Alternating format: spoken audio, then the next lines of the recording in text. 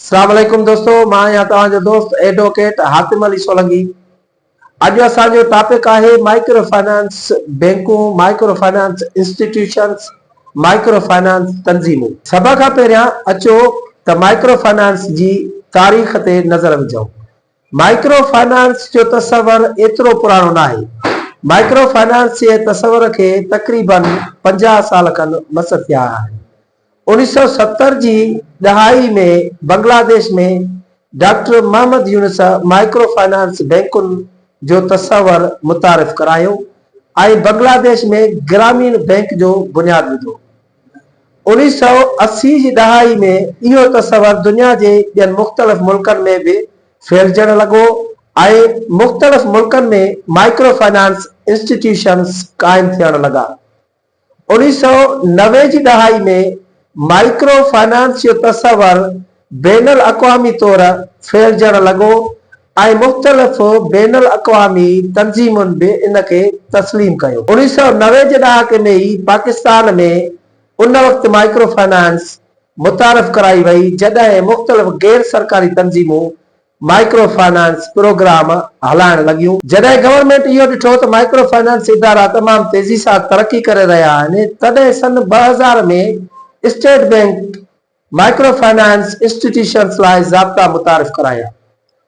2001 में परवेज़ मुशर्रफ जे दौर में माइक्रो फाइनेंस इंस्टीट्यूशंस ऑर्डिनेंस 2001 पास करायो वियो, जंहिं तहत माइक्रो फाइनेंस इदारनि खे कम करण जी इजाज़त मिली ऐं उन लाइ हिकु बाज़ाब्ता कानून ठहियो। सन 2001 खां पोइ माइक्रो फाइनेंस तंज़ीमुनि में तेज़ीअ सां इज़ाफ़ो अचण लॻो ऐं थोरे अरसे दौरान हिन वक़्तु 50 खां वधीक माइक्रो फाइनेंस इंस्टीट्यूशंस कम करे रहिया आहिनि, जिन में माइक्रो फाइनेंस बैंकूं, NGOs जेके माइक्रो फाइनेंस प्रोग्राम हलाइनि था, उन खां अलावा मुख़्तलिफ़ मालियाती इदारा बि माइक्रो फाइनेंस जूं ख़िदमतूं ॾियनि था।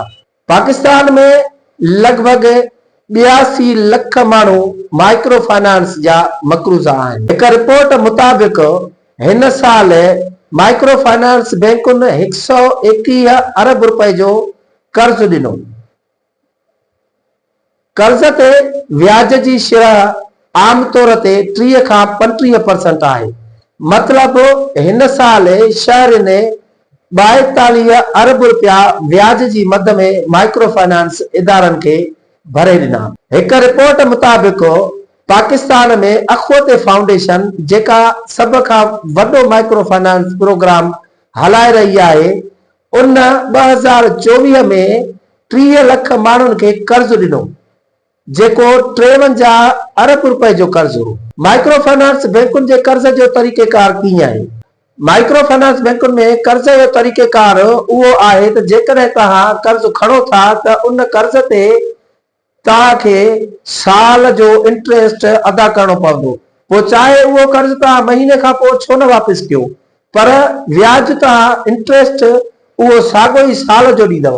इंटरेस्ट केतिरो आहे? तक़रीबन हिन महिल जेको इंटरेस्ट हले थो हिन वक़्तु उहो 35% ऐं 5% हुननि जी फीस आहे, जेको हुननि जो स्टाफ आहे या बैंक चार्जिस आहिनि या जेके नंढड़ा NGOs आहिनि उन्हनि जी चार्जिस। मतिलबु तव्हां इहो सम्झी वञो त तव्हां इहो मिलाए करे 40% मथकी अदा कंदव। जेकॾहिं तव्हां लख रुपया खयो आहे त 1,40,000 रुपया तव्हांखे अदा करणा पवंदा माइक्रो फाइनेंस बैंकुनि जा। उहो कीअं अदा करणा पवंदा? उहे मुख़्तलिफ़ क़िस्तुनि में हर महीने तव्हां खां क़िस्त वठंदा, जॾहिं त हुननि वटि अहिड़ो को बि शेड्यूल न आहे त जेको माण्हू हिकिड़ो महीनो क़िस्त अदा करे त ज़ाहिरी ॻाल्हि आहे उहो प्रिंसिपल अमाउंट घटिबो त अहिड़े हिसाब सां व्याज बि घटिजे। ॿी क़िस्त अदा करे त हुन ते व्याज घटिजे, टी क़िस्त अदा करे त व्याज घटिजे, पर न, हिननि जो व्याज फिक्स आहे। तव्हां हिकिड़ो चकर कर्ज़ खयो, साल लाइ पास जी वियव, चाहे तव्हां ॿिए महीने अदा कयो, पर तव्हांखे व्याज साल जो अदा करणो पवंदो। जीअं त पाकिस्तान जे टोटल अवाम जो 24.3% हिसो गुरबत जी लकीर खां हेठि ज़िंदगी गुज़ारे थो। मतिलबु पाकिस्तान में 5 करोड़ जे लॻभॻि अहिड़ा माण्हू आहिनि जेके गुरबत जी लकीर खां हेठि ज़िंदगी गुज़ारनि था। तव्हां सोचो त जेको माण्हू गुरबत जी लकीर खां हेठि ज़िंदगी गुज़ारे थो उहो कर्ज़ कहिड़े पर्पज़ लाइ खणंदो। ज़ाहिरी ॻाल्हि आहे उहो जेको कर्ज़ खणंदो उहो या त इलाज लाइ खणंदो या घरेलू ख़र्च पूरा करण लाइ या कर्ज़ लाहिण लाइ उहो ॿियो कर्ज़ माइक्रो फाइनेंस जो खणंदो। जेकॾहिं उहो कर्ज़ खणे थो ज़ाहिरी ॻाल्हि आहे हुनजी एतिरी इनकम न आहे, उहो कंहिं बिज़नेस पर्पज़ लाइ नंढो कर्ज़ नथो खणे, उनजी एतिरी इनकम न आहे त उन कर्ज़ जी भरपाई कीअं थिए। इन लाइ उहे माण्हू कर्ज़ अदा नथा करे सघनि। उन खां पोइ माइक्रो फाइनेंस तंज़ीमूं आहिनि जेके या माइक्रो फाइनेंस बैंक उन्हनि माण्हुनि ते केस दाख़िल कनि थियूं, मुख़्तलिफ़ केस, सिविल तोड़े क्रिमिनल केस, सिविल रिकवरी जा केस ऐं क्रिमिनल जेके चेक वग़ैरह वठनि था त उहे वरी क्रिमिनल साइड ॾे हलिया था वञनि। 499 जी FIR उन ते काटाइनि था उन ग़रीब माण्हुनि ते। इन लाइ दोस्तो गवर्नमेंट खे कुझु सोचणु घुरिजे उन माण्हुनि जे बारे में जेके माण्हू गुरबत जी लकीर खां हेठि ज़िंदगी गुज़ारनि था।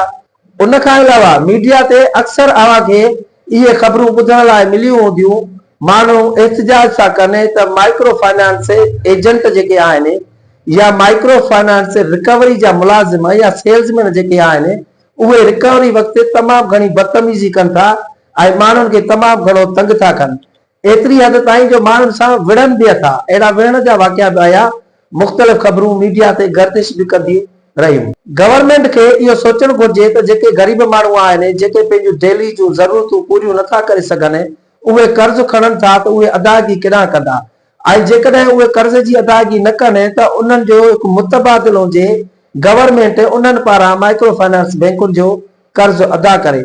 उन खां अलावा गवर्नमेंट खे घुरिजे त कुझु अहिड़ी कानून साज़ी करे ऐं अहिड़ा ज़ाब्ता मुतारिफ़ कराए जीअं व्याज जी शिरा घटिजे।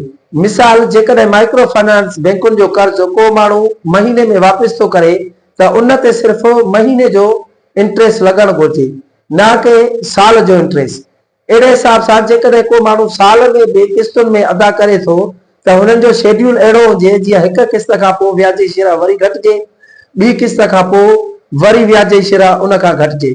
ज़ाहिरी ॻाल्हि आहे जेकॾहिं लख रुपया माण्हू खणे थो हिकिड़ो ऐं हुनजी किस्त 10,000 रुपया आहे ऐं हर महीने उहो 10,000 अदा करे थो त गवर्नमेंट इहो कंसीडर करे त जेके हुन 10,000 हिन महीने अदा कया त बाक़ी व्याज जेको मथियो आहे उहो 90,000 जे हिसाब सां लॻणु घुरिजे ऐं ॿिए महीने जेको 10,000 ॿिया अदा करे थो त प्रिंसिपल अमाउंट 80,000 थियो त ज़ाहिरी ॻाल्हि आहे हुनजो व्याज बि 80,000 जे हिसाब सां लॻणु घुरिजे।